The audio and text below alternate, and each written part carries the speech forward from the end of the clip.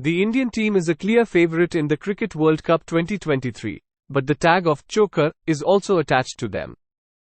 This derisive nickname was commonly used in the cricketing world for the South African team that failed in the final moments of every major trophy from 1995 to 2015. However, the name has become associated with India since winning the Champions Trophy in 2013 due to a dismal failure in key ICC tournaments. In 2011, India won the Cricket World Cup, and 4 years before that, in MS Dhoni's first campaign as captain, India also won the first T20 World Cup under a big star. The hat-trick of victories not only gave MS Dhoni a great status, but also recognized the talent and breadth of cricket in India. With the launch of the IPL in 2008 and its gradual rise to fame and fortune, players from every corner of the country were discovered, and India's rise in the world of cricket was evident. India cricket is the world's biggest power not only because it accounts for 70% of the profits associated with the game globally, but also for a long time it was the best cricket team in the world, topping every level of the rankings. Ahead of the 2023 World Cup, India is once again among the top-ranked teams in Tests, ODIs and T20s. The Indian cricket system, despite its weaknesses, has been able to provide excellent facilities, money and opportunities to all types of players. India has the most talent in the world due to intense competition for places in the team, and hence the players are forced to work hard and perform as much as possible. Cricket in India has gone from strength to strength, but failure to win a major tournament for a long time is a source of disappointment for the fans. The strange thing is that since 2013, India have been the favourites at the start of every tournament but have faltered in the final or earlier.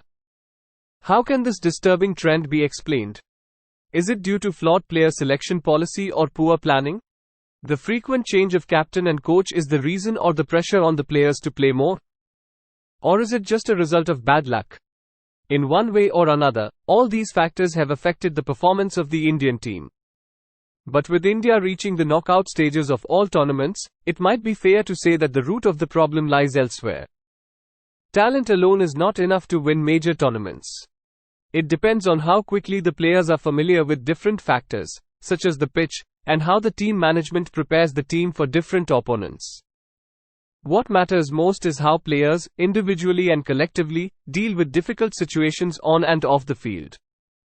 The last of these points, to put it more bluntly, begs the question of how the Indian team copes with pressure. With almost 1.4 billion fans watching every match just hoping to win, this pressure can affect even the best players and weaken them at crucial stages. India's former captain and chief coach Ravi Shastri says that in individual sports, the pressure is on the player alone. But in sports involving teams, the issue becomes complicated as each player has to work hard for a collective win. One has to perform at their best, or a few players have to replace those who are not having a good day.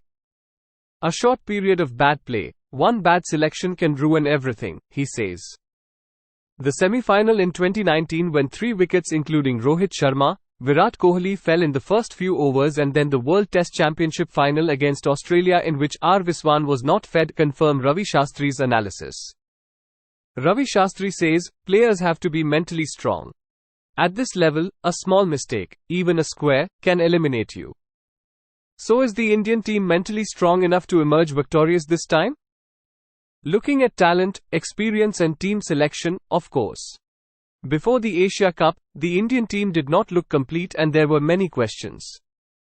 Will Jasprit Bumrah, KL Rahul and Shreyas Iyer, who were returning after a long injury layoff, be able to come back fully fit and in form? But when the Indian team won the Asia Cup, all these questions were put to rest. Playing at home will also favour the hosts India as seen in the last 3 World Cups, but it does not guarantee victory. In 1992, Australia did not even reach the knockout stage, while in 1987 and 1996, despite the World Cup being held in India, the team was eliminated in the semi-finals both times. Simply put, there is no simple recipe for building a group of players into an unbeatable team. Apart from the ability, the right team selection, chemistry between the players and then the ability to absorb pressure are important. How the Indian team copes with these multiple challenges over the next 7 to 8 weeks remains to be seen and will determine whether India emerge as champions or chokers this time around.